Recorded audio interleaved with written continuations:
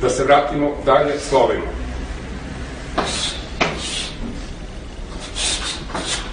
D u srpskom jeziku nosi ime dobro i upravo to znači.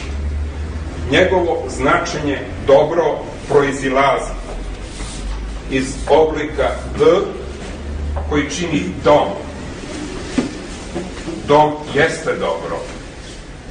Starije značenje slova D jeste bad, odnosno ovaj oblik je trn ili bad. Čovjek je shvatio, trn je dobro, jer trn štiti. Ako se smesti u domu koji ima taj oblik, bit će zaštićen.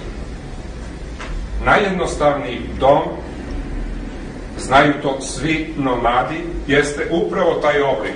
Nekoliko uspravljenih grana, kao osnova preko koga se stavljaju kože, stavljaju grane sa lišćem i slični prekrivači koji sprovode vodu, čine suvoću unutra.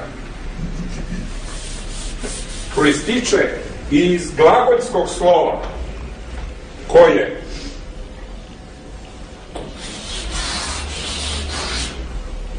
suštinski izgleda ovako.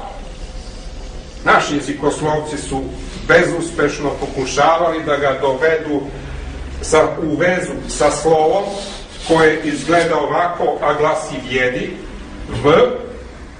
Međutim, suština je jednostavna.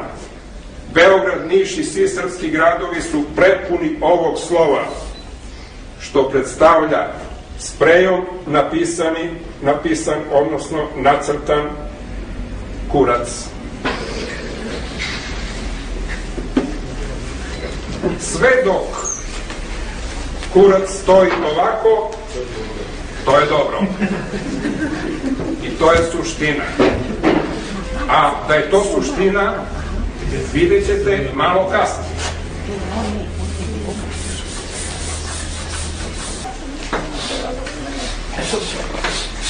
Ž